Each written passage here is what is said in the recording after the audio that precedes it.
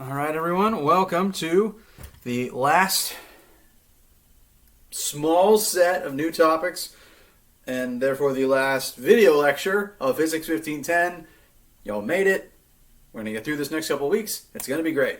So, what we're going to cover today are just a very brief cursory glance at light and optics. Very brief dive. We have to cover at least a little bit of these things because it's on the syllabus. It is part of the class. And so this video lecture and the call sessions on Tuesday and Wednesday will be about these topics. And then towards the later half of the week, Thursday and Friday, we'll transition into exam review.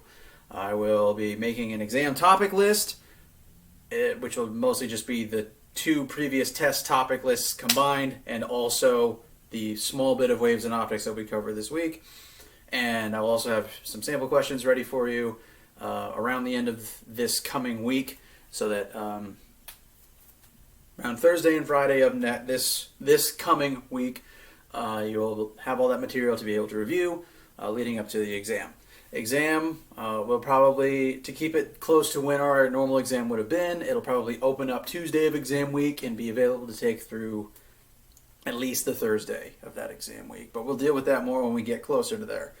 Right now we're going to talk about waves and optics, and we're going to get through this material, and that'll be the last new information, very brief tiny pieces of new information for all of Physics 1510. So if you are taking a look at the optics slideshow, if you go to slide number 2, what are waves? Light is a wave. Light is a type of wave. It has wave behaviors. Now, a wave is essentially just traveling energy. It is energy moving from one place to another. And the way that energy moves is through, it travels while oscillating. The energy itself induces movement as it is moving in a direction. Now, notice, if you think about light as a laser, like a laser beam, the light has a direction of travel. This beam is going from here to here. It's moving in the positive x direction. And all waves actually behave like this. An ocean wave, even though it makes the water move up and down, the wave, the actual direction of travel of the ocean wave, is actually moving towards the coastline. So every wave has a direction of travel, and as it is traveling in one axis, it induces some oscillation. Now, when a lot of people think of waves, the first thing you go to is ocean waves, because we just call them waves. Other common examples of waves that you will interact with on a day-to-day basis include sound. Sound is a wave, and even seismic waves in the earth beneath you. Earthquakes are due to waves traveling through the solid ground beneath you. And all of those types of waves are what we call mechanical waves, because it is some physical mechanical object is physically mechanically moving. For ocean waves, the ocean is moving. For earthquakes, the ground is moving. For sound, the air is moving. When I make a noise, I cause a ripple in the air, and the air will vibrate as the sound wave travels through it. So for all of those types of physical mechanical waves, a physical object has to be moving, and that physical object is the medium that the wave is traveling through. And the energy is actually what travels. The medium might oscillate. It'll move a little bit as the wave travels through it, but notice that the medium does not actually go with the wave. Ocean waves, like the water will move up and down as the wave passes through it, as the energy passes through, but the water out here does not follow the wave to the coastline. If it did, the entire ocean would wash up on shore. If air moved with sound waves as I spoke, I would be blowing out gusts of wind with every single sound that I made. The air doesn't follow the waves, it just vibrates a tiny bit as the wave travels through it. And that's what a medium does. So all mechanical waves, physical mechanical waves, require a physical medium. The wave itself is just energy traveling through the physical medium, and it just makes the medium oscillate as the wave travels through it. Now, if you move on to slide number 3, light is a bit different because it doesn't require a medium. Light is a wave, but unlike sound, ocean waves, and earthquakes, it doesn't need a physical medium in order to travel. Light is able to propagate through the vacuum of space, where there is no atmosphere, there's no oxygen, there is no medium for light to be able to travel through space. We know light can travel through space because we get light from the sun, we get light from the stars, we get it reflecting off of the moon. Light can travel through space through the vacuum, meaning it doesn't need a medium.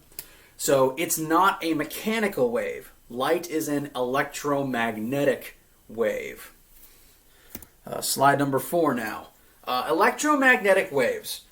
They are waves, they are a type of wave, but they don't require a medium. An electromagnetic wave is sort of a self-contained unit. And it's called electromagnetic because one electromagnetic wave... So this green line is going to represent our electromagnetic wave. This is the wave itself. We're shooting a laser from here to here. So this is the direction of travel. And I'm going to say that this is the x-axis. We're traveling along the positive x-axis.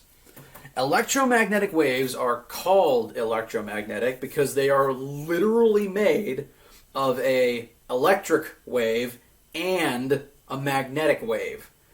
Light has both of those fields a part of itself at the same time. And those two, light is sort of then two waves moving together in the same direction. So the blue lines here are going to represent electric field.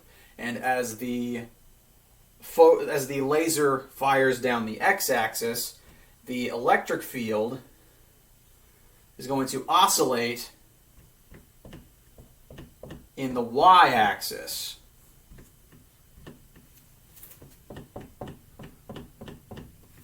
So the electric field is oscillating perpendicularly to the direction of travel. But at the same time that this happens, in the z-axis, again, this is still perpendicular to everything else so far. Within the z-axis, at the same time, you have a magnetic field that is oscillating at the same time, perpendicular still to the direction of travel, and also to the oscillating electric field. And so, you just have these two fields, electric and magnetic, traveling together, oscillating together, but moving in the same direction. And they combined support each other, contain each other, and make up the physical light wave. A single unit of light is called a photon, and I'm telling you that because I'm going to just call them photons from now on. This is a photon, a single beam of light. And on this very slide right here, slide number 4, if you actually are viewing the slide, in slideshow mode, you will see animated at the top a GIF that reflects this in motion. It's a lot easier to see when it's moving. Me drawing it 2D like this, not great. It's hard to represent this two-dimensionally because this is literally a 3D concept. If the photon moves in the x-axis, the electric field oscillates in the y-axis, but the magnetic field oscillates in the z-axis. It is hard to draw on a flat board, but the animation on this particular slide shows it moving, which helps illustrate the point. So, light is a wave, and it's a wave made up of an electric field and a magnetic field working in tandem. And that's why it's called an electromagnetic wave, because it's literally electric and magnetic at the same time. And it is a wave, it behaves like a wave, but photons also have some behavior similar to protons and electrons. I don't want to bog you down with that much, but just to make you aware, photons are considered waves, but there's been a long-standing argument among physics as to whether or not we should also count them as a particle. We are going to count them as waves because we're going to be doing a bunch of some wave math related to them, but it's an important cornerstone to modern physics that we're not really 100% certain whether or not to count a photon as a particle or a wave. It is a wave, but it kind of acts like a particle too, so worth noting.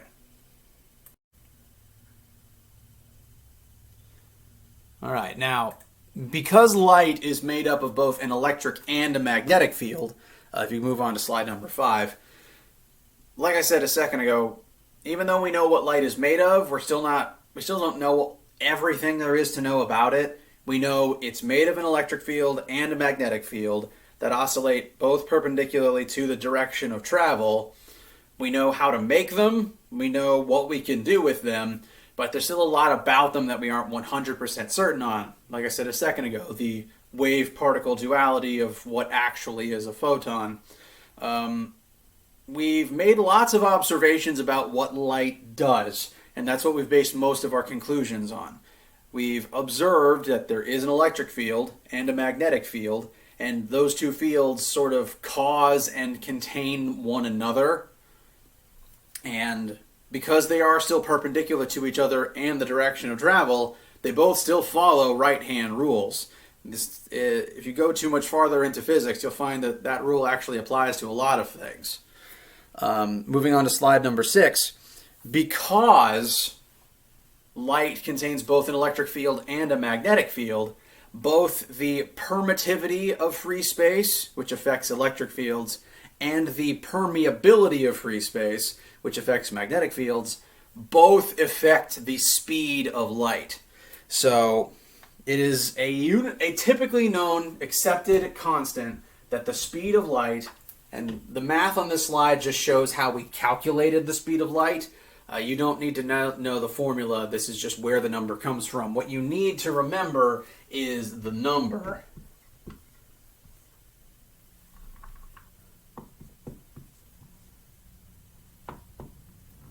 The speed of light, we usually abbreviate that to variable c. Speed of light is about 2.99. A lot of people round that up to 3. I round that up to 3. 3 times 10 to the 8th meters per second. Every single second it moves 30 million meters. It is the fastest thing in the known universe. And even in future examples in this very slideshow, we consider light to always be moving at this speed. This is the speed of light. We consider it to be a known constant. A lot of our modern understanding of the universe is based on the concept that even in spite of things we'll talk about later, light always moves at this speed wherever it is in the universe. So, this important number, make sure you have this number. This is the speed of light. C is the speed of light. This is the main takeaway from this slide. Make sure you have this number. You don't need to calculate this number. That formula just shows you where this number comes from. This is what you need to definitely have written down. This is the speed of light. Next, slide number 7. There's lots of different types of electromagnetic waves. Light is not the only one. There are, in fact, 1, 2, 3, 4, 5, 6, 7, 8, about 8 or 9 different types of electromagnetic waves. We also call them electromagnetic radiation because all these types of waves are energy given off as radiation. The energy has been radiated out from a source and is now traveling out in a direction. All light is a type of radiation. And in fact, what we usually think of as radiation, the byproducts of radioactive processes, is also a type of electromagnetic wave. This slide shows the electromagnetic spectrum, which is every single type of electromagnetic wave that we know of. And all of these types of waves are the same thing. They are a photon that is moving in a direction and has an electric field and a magnetic field oscillating in tandem. So every single thing on this spectrum here, from radio waves, microwaves, infrared, visible light, UV radiation, X-rays, gamma rays, and even gamma rays' kooky, more powerful cousin from space, cosmic rays, are all types of electromagnetic radiation. They're all basically the same thing. They're all just different frequencies of light. And they do all have slightly different behaviors. We use radio waves for broadcasting. Microwaves interact with water and metal and cause them to superheat. Infrared and UV are mostly harmless. UV can cause sunburn, but other than that, it doesn't really interact with the human body. Visible light is the only type of radiation that interacts with the photoreceptive cells in your eyeball. X-rays, they are strong enough to penetrate the human body, but they are absorbed by your bones, and that's why we use them in our physical X-ray machines. And gamma rays are one of the strongest types. As you go down that list on the slideshow, you'll find that the wavelength gets lower, but the frequency gets higher. And the higher the frequency, the higher energy the wave is, which is why gamma rays are one of the most dangerous types. So, all of these types of electromagnetic waves are basically the same thing. The only difference between them is their frequency and therefore their wavelength. They all travel at this speed. They're all the same type of thing, and so all of these types of waves travel at light speed, which is, something to be aware of. But they all have different frequencies and wavelengths. Now, the physical wavelength of one of these waves is just, the physical size of the wave. We can't really see that with our own naked eye, but we are able to measure it using certain tools. And the frequency is just how many waves pass you in a certain amount of time. If you move on to the next slide, we have the wave speed equation. This is how you can calculate the speed of any wave, and that includes light.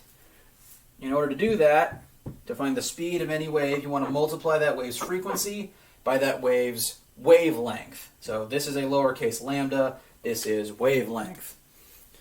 Every different type of electromagnetic radiation, every different color of light, has a different frequency and a different wavelength.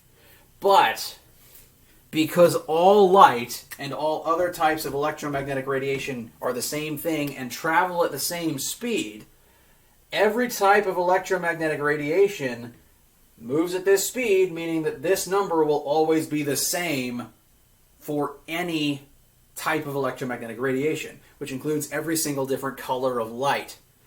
So this number, the velocity of every single color of light, is always the same, which means that if I was to double frequency, I would cut wavelength in half. If I was to cut frequency in half, I would double the wavelength. These two, any change in one causes an inverse change in the other because velocity has to stay the same. Light doesn't really change speed at all. So this is constant, meaning these two things changing just affect one another.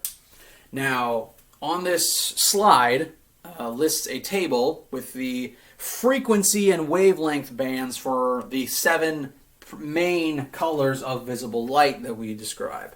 And these are all approximations. They aren't exact. But we can prove this by multiplying a wavelength by its corresponding frequency, and we'll see that we do find the speed of light.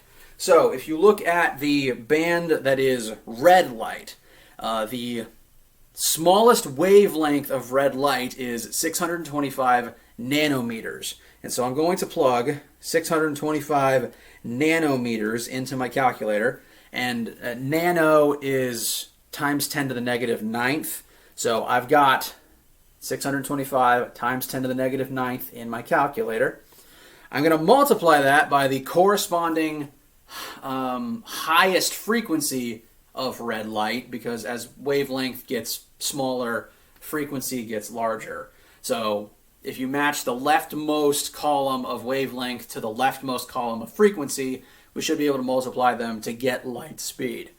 So the corresponding frequency to 625 nanometers is 480 terahertz. Frequency is measured in hertz. It's a measure of how many events happen per second. And tera, the prefix tera, means times 10 to the 12th. So I'm going to put 480 E12 in my calculator, just to show what I've got so far. And when I press enter, I get 30 million meters per second. That is the speed of light to an acceptable degree of rounding. So, multiplying the corresponding wavelength times frequency gave us the speed of the wave, light speed. And to prove that it works for the others, I'm also going to take the other numbers in the red section. I'm going to take the biggest wavelength of red light to its corresponding smallest frequency of red light. I'm now going to plug in 740 nanometers for wavelength and 405 terahertz for frequency. And that gives me, it's a little less, but we're still going to round up to our 30 million. So again, these are slight approximations, but to an acceptable degree of rounding, it's the same answer. It's still light speed. And we're going to go down to the bottom of the table now, just to prove it works one more time. I'm going to do it for violet light. The lowest wavelength of violet light is 280 nanometers, and the highest frequency of violet light is 790 terahertz. Multiply those together, again, to normal error due to rounding, 30 million meters per second, still at light speed. So our formula works, and that proves that every frequency of light has a corresponding wavelength. Every single color, unique color that you can see, has some specific exact combination of these two things that only that color has. Two different shades of red can't have the same wavelength. If they have the same wavelength, they'll have the same frequency, they'll be the same color red. So, brief segue about wave speed and what frequency and wavelength mean for the visible light spectrum. All right, so moving on to slide 9. Like I said earlier, we still aren't 100% certain about everything about light. It's very hard for us to actually observe light directly. We can only see it when it enters our eyes. The way your eye works is light enters your eyes, it strikes the photoreceptive cells on the back of your eye, and that transmits an image into your brain. But I can't see the photons traveling, perpendicular in front of me. I can't track them. And that makes a lot of things about light and electromagnetic radiation are just hard for us to know and quantify. So a lot of our knowledge about these types of waves have come from observing what they do when they hit things. And there's a certain list of things that waves do when they strike an object. So, light comes in, light is going to physically hit something, and when that light hits that object, it's going to do something. There's a couple of different things it can do, and it can do more than one of them at once. The three things waves can do when they strike something are the three that we are going to talk about, are reflection, refraction, and absorption. These are three of the wave boundary interactions. These are the things that waves do when they hit a boundary. So we all live within Earth's atmosphere. Every photon that you have ever seen traveled through the atmosphere to get to your eye, unless you've been underwater, in which case the light traveled through the water to get to your eye. Point is, it still had to travel through something. Light doesn't need a medium, but it can still travel through a medium. Light can travel through air, light can travel through water. But all waves, when they say they're traveling through a medium and then they hit a different medium. So here in this setting, light can come into this office and strike this whiteboard. It was traveling through air, now it's trying to travel through whiteboard. It's hit a boundary. And any change in material can be a boundary. You can have light traveling through air until it hits water. You can light traveling through water until it hits air. As soon as light or any type of wave hits a different material than the one it is currently traveling through, it has hit a boundary, and it is going to undergo some wave boundary behavior. And there's 3 of them that we are going to talk about. The first one on slide number 10 is reflection, which, just based entirely on the name, sometimes when light hits something, it bounces back off. You see this with mirrors. You see this probably with the shine on my whiteboard right now. When light hits an object, some of it can bounce right off. This is the main reason that we are able to see things, because we'll say I've got a maroon shirt on at the moment. Light coming in from this window is going to strike my maroon shirt, and the maroon colored light, all the light that bounces off of this shirt, is going to bounce off and then into the camera so that the camera records it and then you can see the recording. And so in general, what you see is just reflected light. Everything you see was due to something, light reflecting off of another object. So reflection just bounces off, like a mirror, like water off the surface of a pond, anything shiny, etc. And a scientist whose last name is Snell realized and wrote Snell's law, and all Snell's law states is when light hits an object and reflects off, it's going to reflect off at the same angle as the angle it approached. So, this is our incoming photon.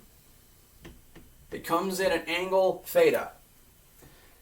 It's going to bounce off at the same angle. So if it comes in at 30 degrees, it bounces off at 30 degrees. That's all Snell's law is. That's the entirety of Snell's law. You've observed this your whole life. I'm just putting a name to it. So if you were trying to look at yourself in a mirror, you want to usually stand right in front of the mirror so that the light hits it straight on, and if it hits the mirror perpendicularly, it's going to bounce perpendicularly back off. So when you're standing right in front of a mirror because you just want to see your reflection straight on, the light is just going to bounce right back and forth. It's going to come off at the same angle it struck. But if you look at a mirror from the side, you're going to see light that's bouncing in from an angle based on the angle that you're standing. Again, you've observed this your whole life. I'm just naming it. Now, moving on to slide number 11. There are 2 different types of reflection processes. The one that we normally think of as forming a visible reflection is called specular reflection. And if you have a mirror surface is incredibly smooth down to the atomic level. And because it's smooth, all of the particles that make up its surface are uniform. So when the incident photons come in, if they all come in at 30 degrees, they're all going to hit a surface that is flat, and they're all going to bounce off at 30 degrees. That allows the light to keep moving together in the same direction, and when that light hits your eye, it'll form a visible, recognizable image.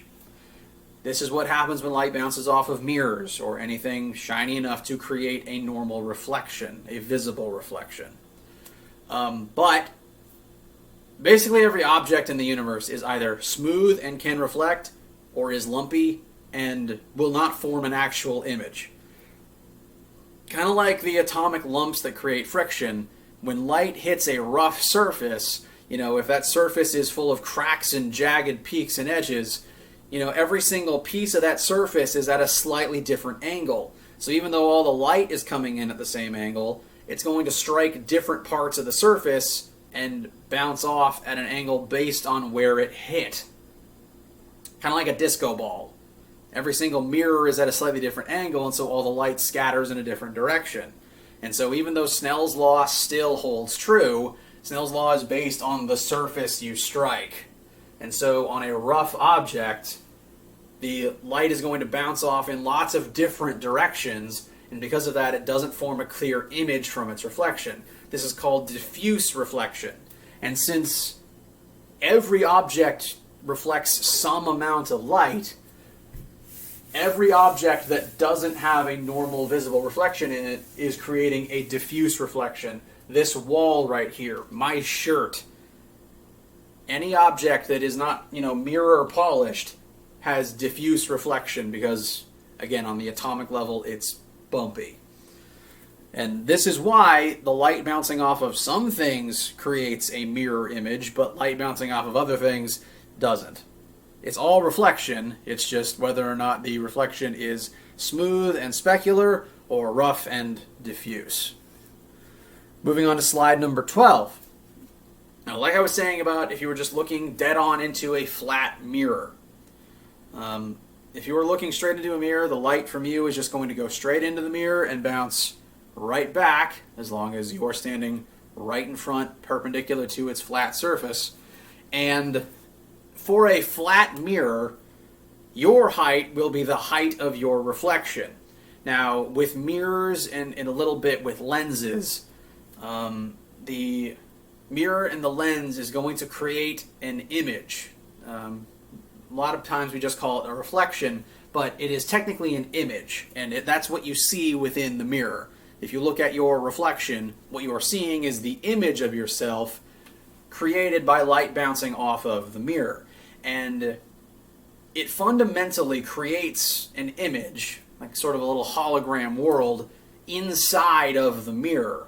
And it's not like there's a physical space in the mirror that the light goes, it's just a simulated image. And if you're standing in front of a flat mirror, your height will be the same as your height inside of the image. So your image will have the same height as you if you're looking into a flat mirror. And your image will be the same depth into the mirror as you are standing from the mirror.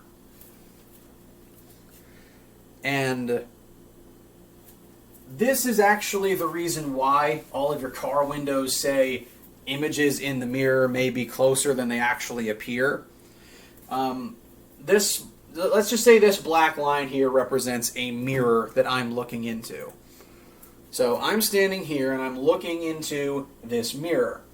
My own reflection, if I'm standing a meter away from this mirror, my own reflection will look like it's a meter into the mirror. Which means the way that my brain interprets that visual, that image, it looks kind of like my reflection is 2 meters away. The mirror is 1 meter away from me, but my image is another meter further into the mirror. Again, it's just the way that our brain processes what we're seeing. So even though I'm a meter from the mirror, it looks like my reflection is 2 meters away. Similarly, if this was my car mirror and it was reflecting some truck behind me, the light from the truck has to travel like maybe 10 meters to go from the truck to my mirror.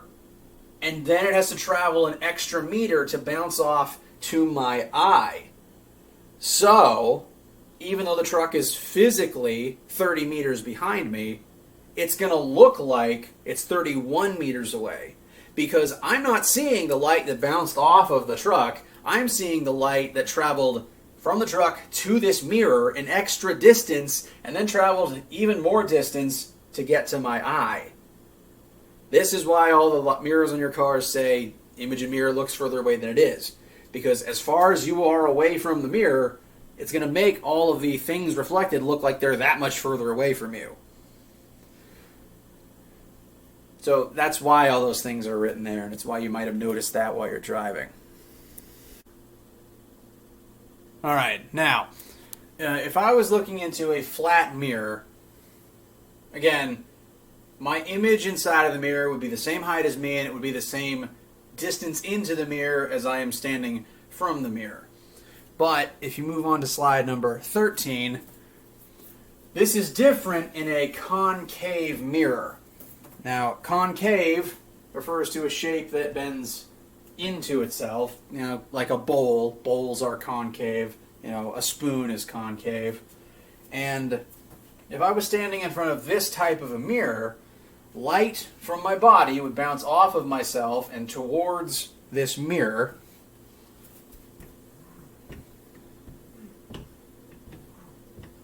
But instead of bouncing off and coming straight back to me, instead,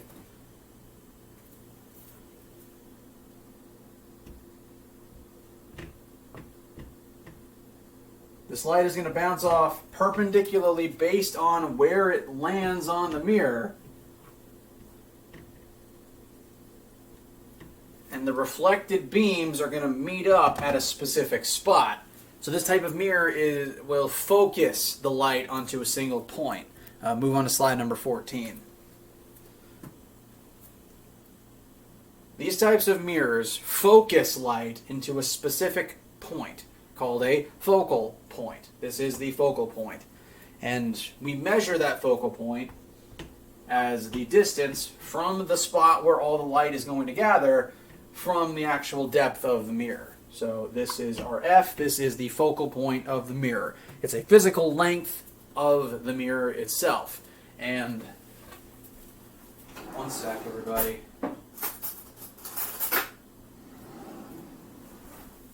I recommend that everyone go grab a spoon, because this is as long as it's shiny enough to form an image in, this is a concave mirror that everyone has access to.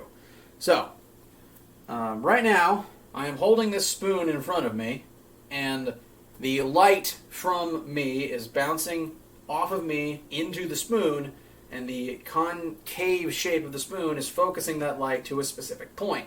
That is the focal length of this particular spoon. Now, this type of a mirror does still create a reflection. It's just, rather than that reflection being a virtual image that is right side up and inside of the mirror, as long as I am standing outside of the focal length, that image is actually going to be projected here outside of the mirror. So this is not before, when you look into a flat mirror, that is a virtual image, because you are just seeing light that it has created sort of a virtual world inside of the mirror, which isn't real. There's no actual space in there, but it kind of looks like there is. And so a virtual image that you see in a vertical mirror is right side up and looks like it's some depth inside of the mirror. But this image here, if I am standing on this side of the focal point, if I'm standing outside of the focal length range, the image is going to form here instead. And so that image is actually going to be upside down. I recommend everyone move on to slide 15 now. That image is upside down, and it's actually a real image, because this is the light that bounced off of the mirror and is forming at that spot. And so when you hold the spoon up, past its focal length from you, notice your reflection is upside down.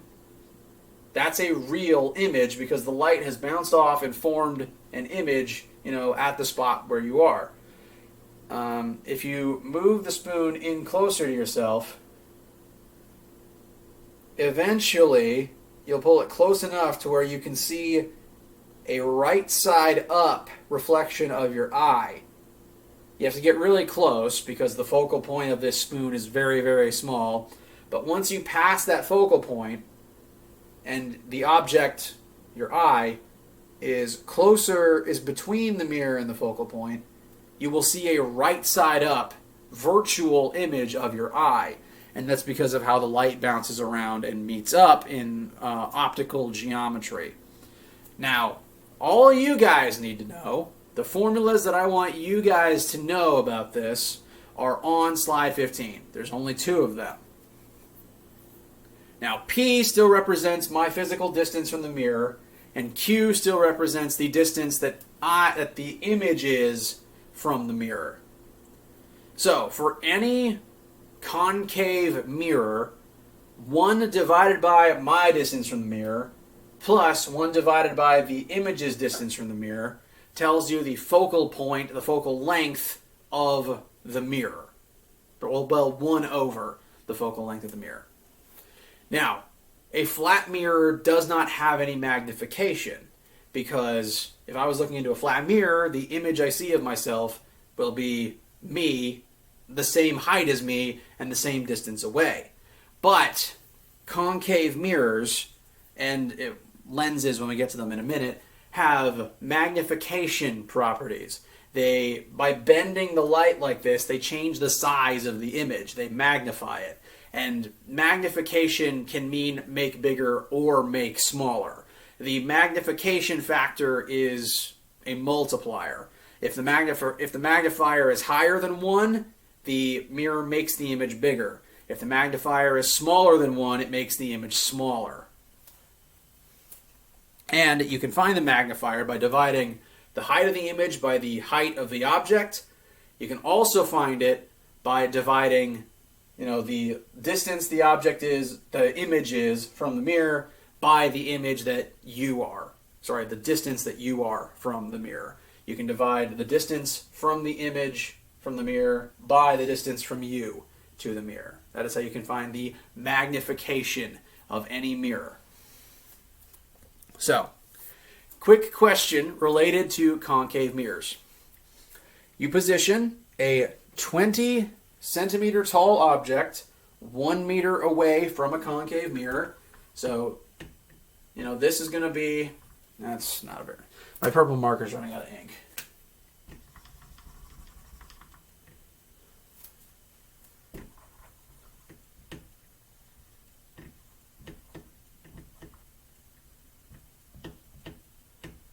So let's say we've got a toy plane, because that's just what I drew first. And that toy is 20 centimeters tall, and we've positioned it 1 meter away from the mirror. We have 2 scenarios presented with what the reflection in this mirror looks like. First scenario, the object's reflection is upside down and is 5 centimeters tall. An upside down image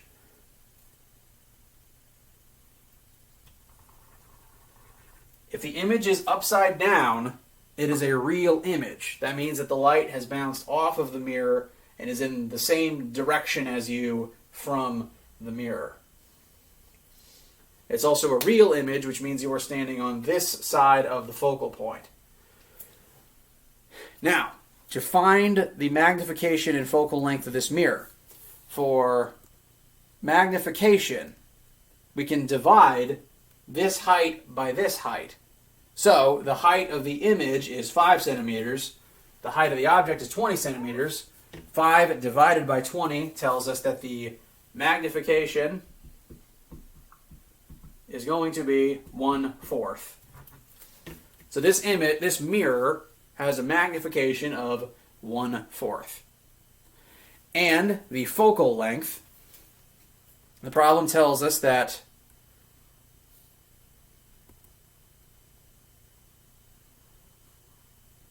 so in order to find the focal length, we need the distance that we are from the object, which we do have. We know that we are 1 meter away. We also need to know the distance that the image is from the mirror. And we can use the other side of our magnification formula to find that. So Q over H. So magnification can be image height divided by object height. It can also be image distance divided by real distance. So our real distance is 1 meter away. That means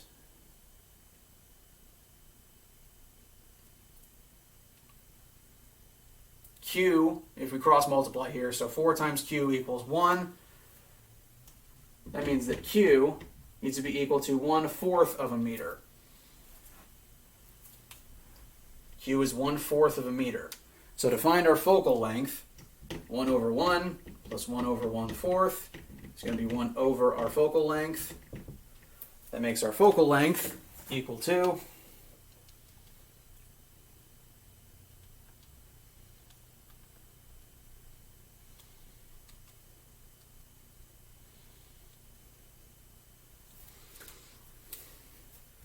0.2 meters.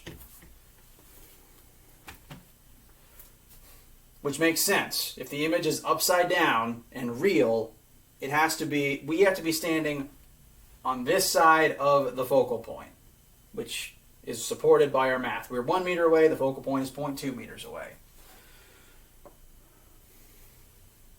Now, I used centimeters up here, but it's because I divided centimeters by centimeters. That cancels the centimeters out, so the fact that I use centimeters doesn't matter there.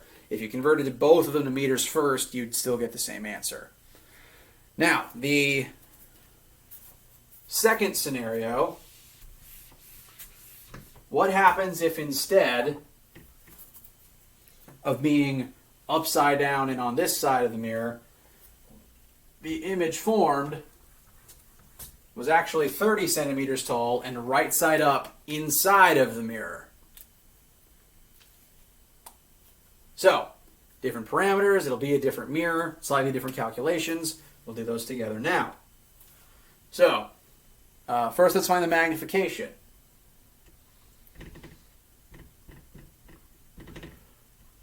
The image is 30 centimeters tall. Our original object is 20, so our magnification is 1.5. The mirror made our image 1.5 times bigger. Now, we're still 1 meter away.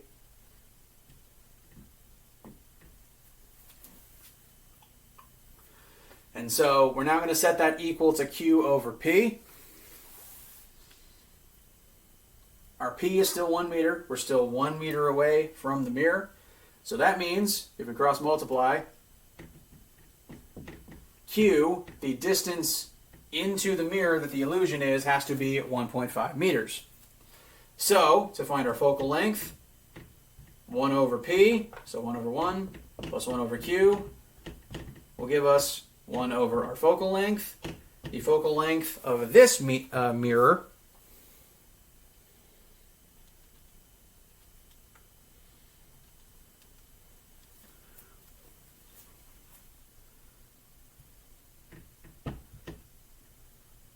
is 0.6 meters. 0.6 meters. You don't always have to be standing past the focal point for the image to swap. In fact, you only have to be standing within double of the focal point. So if the focal point is 0.6, double that would be 1.2. We are standing within 1.2 of the focal point, and that is when the image will flip back to right side up. So, just a little bit of mirror math, and we will go back to this over the week. I will review this with everybody. We will cover this in Tuesday and Wednesday of the coming week.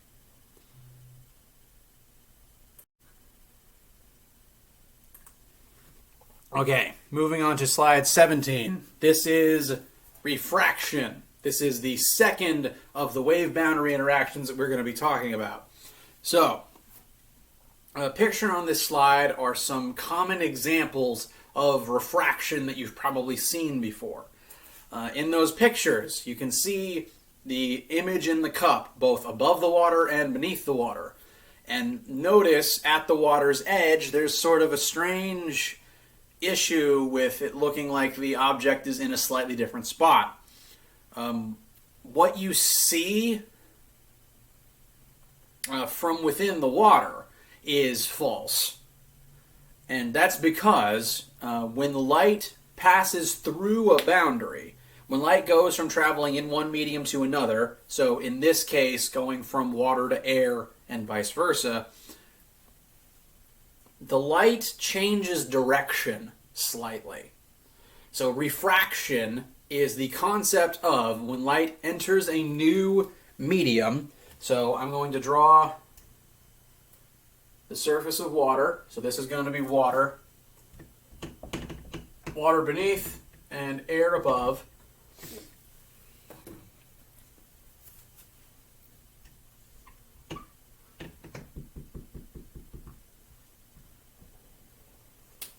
So if light is going to come in and travel, it's traveling through air until it hits water.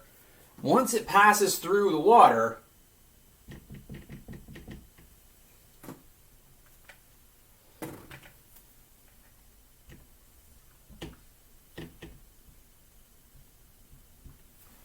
it's now going to be traveling in a slightly different direction. It has bent, it has changed course, and this happens when light hits a boundary. So what you're seeing there in the image, what you see when you are at the pool and you put your hand in the water, it sort of looks like your arm is bending in a slightly different direction than you'd expect. That is because of refraction.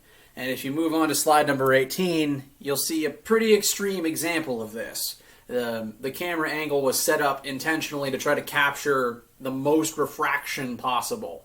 So what's happening here is, because the light between your eye and this person is, that light has to travel through air and then glass and then water, the light that goes through the pool has bent significantly. So it looks like everything from this guy's neck down is in a different spot than it actually is.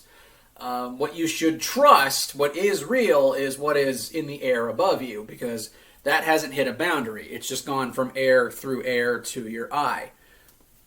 The image that you see in the water is the bent image, the slight misdirected one. Moving on to slide number 9. We measure the degree to which refraction will occur with a number called the index of refraction. And every material has a different index of refraction. These numbers will be made available to you, or you'll be given the information you need to find it as part of the question. This index of refraction represents the degree to which light refracts when it enters that object from a different object. And we calculate it based on the virtual change in the speed of the wave moving through the different substances. Light will basically always move at light speed, but we do notice sort of a weird lag when it first enters the new substance, and we measure that as a slight different speed. It's still moving at light speed. What happens is just its frequency changes slightly, but it's still moving at light speed. It's just bent now in a slightly different direction. Now, the important thing here is the index of refraction can be used to predict the angle that something is going to travel at as it passes into and out of a certain substance. So, the formula for that, if you move on to slide 20,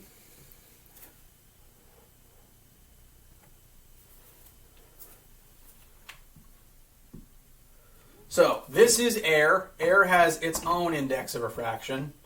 Water has a slightly different index of refraction. So this happens when you hit a boundary and when you are entering a different type of substance. And that, because of that, the two substances have different indexes of refraction. So,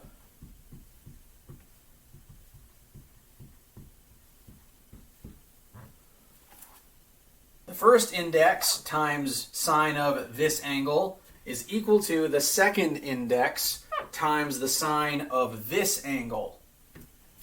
Now, if it's the same substance with the same index of refraction, then the angles would be the same. There'd be no change. This only happens when you're going from one index of refraction to a different index of refraction. It happens when you're changing the material that the light travels through. to use this really quickly, move on to slide number 21. In this particular slide, we are going to have a photon traveling from air into glass and then back out into air. So I'm going to change this drawing here from water to glass. And I'm going to add a second layer.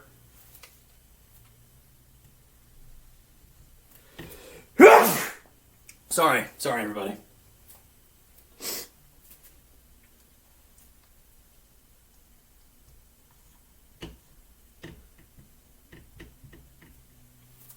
So this is going to be a thin layer of glass. The light's going to come in, it's going to refract, and then on its way out, it's going to refract again. And we're just going to figure out what the angles of each of these refractions are.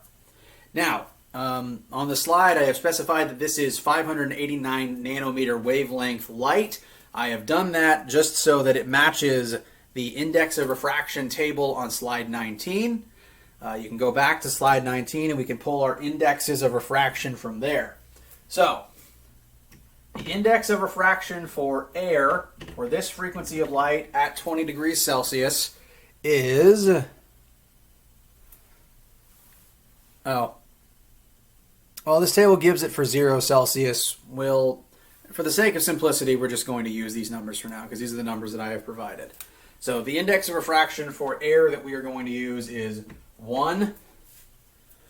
The index of refraction for glass at room temperature, let's go with crown glass. Sorry, there's more than one listed here. We're going to go with crown glass. Is 1.52. So, for this first refraction process right here, our first index is 1. We're going to multiply that by the sine of the incoming angle, which is 30 degrees. That's going to be equal to our second index, so 1.52, times the sine of our new altered refracted angle. So, we want theta, going to divide both sides by 1.52, and then take the inverse sine of both sides. Make sure you are in degrees mode. So, our new angle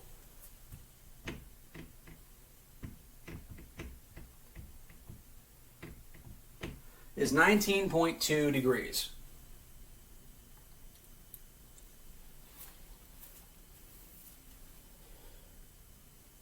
So, our light has changed direction. It has bent.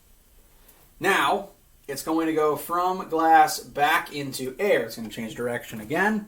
So, let's just find what it changes to. So, the index of glass is 1.52. The angle it's currently traveling at inside that glass is 19.2. It's going back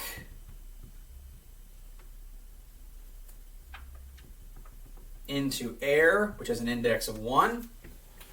And notice, when you work this out, the angle you get is going to be 30 degrees. If it goes back into the same medium, it will now start moving in the same direction again.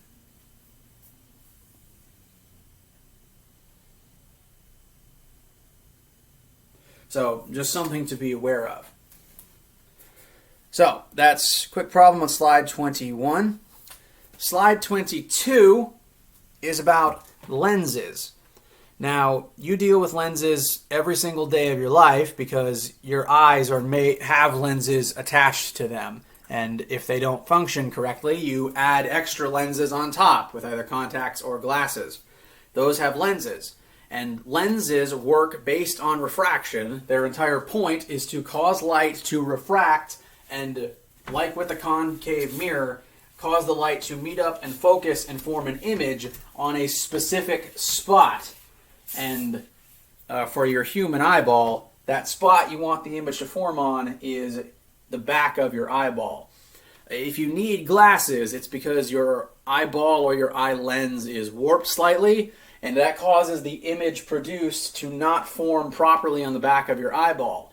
And whatever contacts or glasses you add on from there, the goal is to adjust the image so that it forms correctly right where it's supposed to.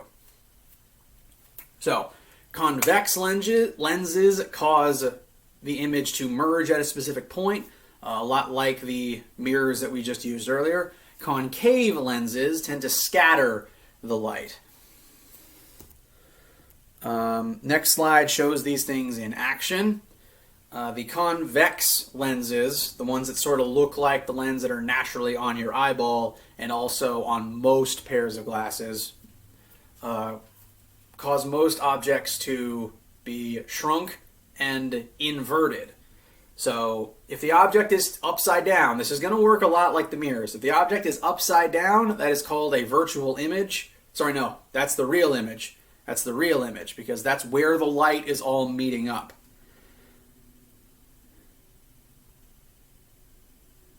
But if you're too close to the focal point, it will cause the image to instead form on the opposite side and right side up. If it's right side up, it's a virtual image. Upside down means real image. Right side up means virtual image.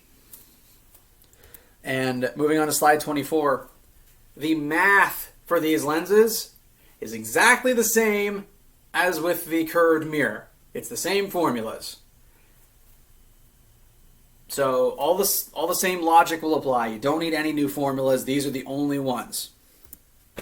To use these formulas just a little bit, we're going to use them with the human eye. So let's say that we have our human eye with a lens on the front. My black marker is running out of ink.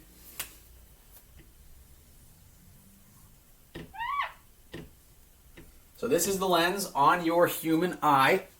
Now, the point of this lens is to form an image on the back of your eyeball. And your eyeball, for most people, is 2 centimeters deep. So the image needs to form 2 centimeters past the lens. So this is already Q. We know Q for a fact. This is the distance from the lens that the image has to form. If it doesn't form here, you can't see it. Now, something to be aware of. When you see with your eye, because you want it to form a real image, real images are upside down, and so the actual light coming into your eye forms an upside down image on the back of your eyeball. Your brain knows to correct for this. The data is sent from your eye to your brain, and your brain knows to flip it right side up. Now, we're going to take this eyeball and we're going to look at a few different things. If you were looking at a 1 meter tall object that is 1 meter away, what is the focal length of your eyeball's lens? So, 1 meter away, 1 meter tall object. So, the 1 meter away is P. The 1 meter tall is the height of the original object. So, we want to know the focal length of your eye's lens. In order to find focal length, that's 1 over P plus 1 over Q equals 1 over F. So, 1 over P, our P is 1 meter. 1 over Q, our Q is 2 centimeters. Because we are mixing meters and centimeters, you need to make sure that you convert both to the same unit. I'm going to convert both of them to meters, so that's going to be 1 over 0.02, and that's going to be equal to 1 over the focal length. So if you solve for focal length in this scenario,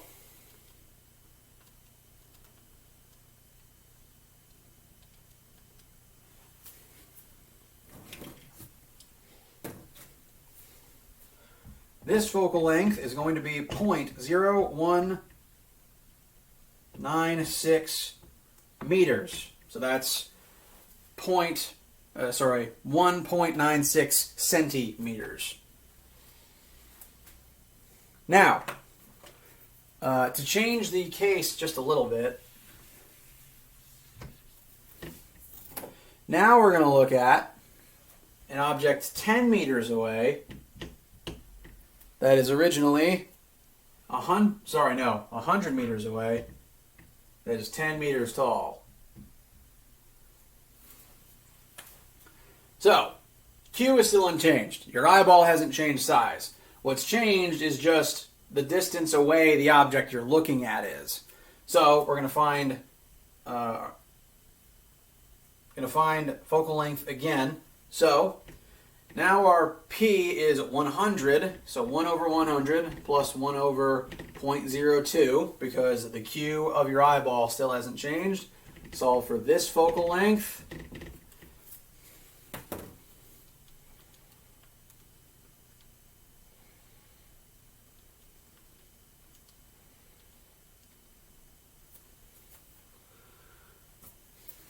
It's not going to be a huge difference, but it is a difference.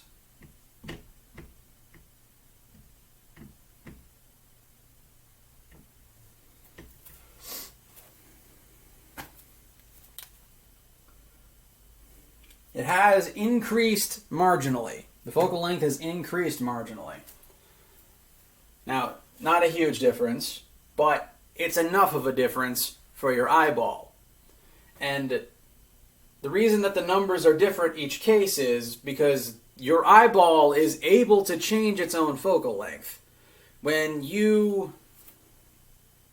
focus on an object, if you've ever looked at your eyeball while you are focusing and looking at different objects, it is able to change the size of its aperture and change its focus in order to be able to see things at different distances away.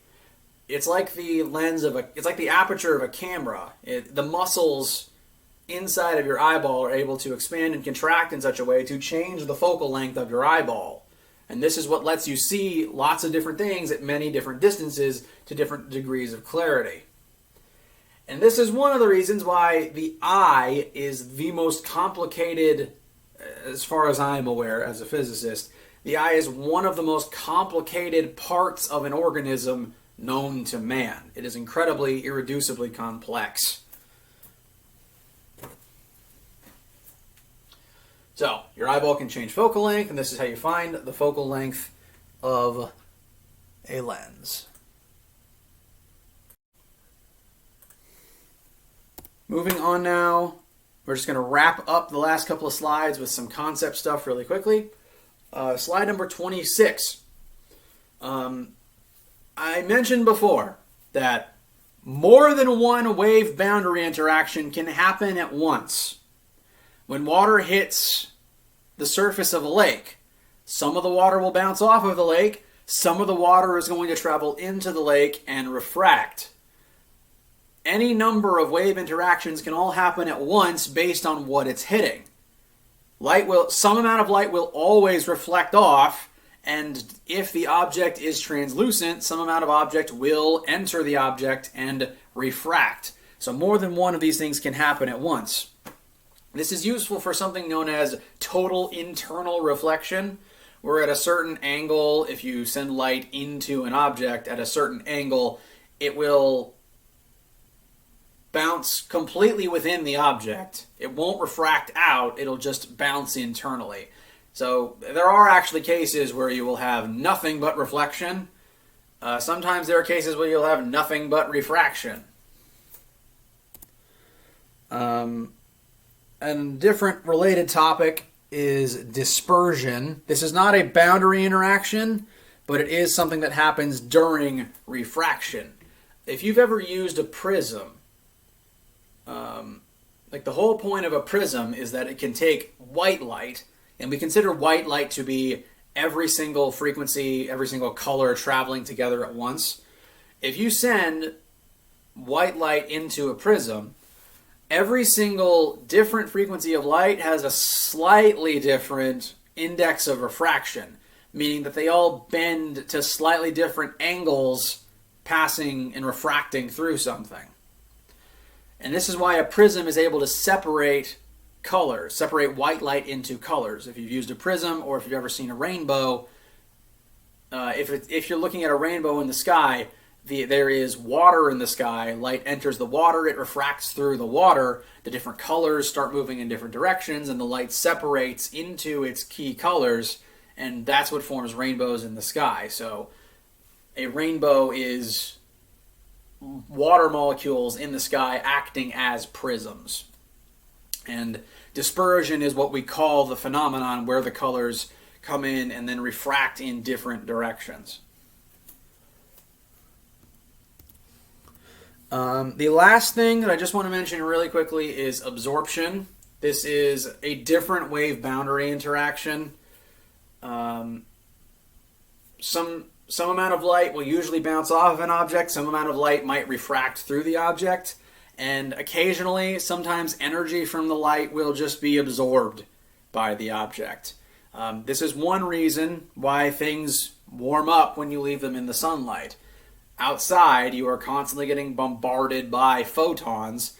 Some of the energy of those photons, some frequencies of that light, are just going to be absorbed into the object as thermal energy. Light is basically just traveling energy. An EM wave is just energy. And as it travels, when it hits something, that energy gets absorbed in the form of thermal energy and makes it hotter. So it's one reason why it's just hotter during the day than during the night. You get more light, you absorb more light, you get hotter. And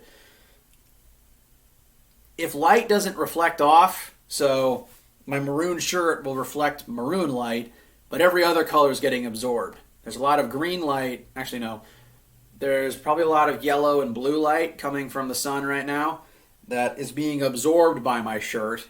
That's why you don't see it. You only see the maroon light that bounces off. And this is one of the things that drives solar panels. It's part of the effect that allows solar panels to work. So there are 3 wave boundary interactions that we have discussed: reflection, refraction, and we've done math related to those. Absorption is just a related principle that I want you to be aware of, because if something doesn't reflect and doesn't refract, odds are it got absorbed. So that is all of the waves and optics information that we are going to talk about in the coming week. We will go more into detail in the next couple of days as needed.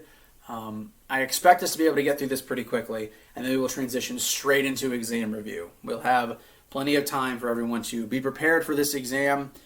This will just be a little bit of extra information that will be added onto the exam, just concepts, just some extra material. And we will make it an efficient and productive week. Thank you all. You've all been great. And I'll talk to you during the calls this coming week. Take care. Have a good day.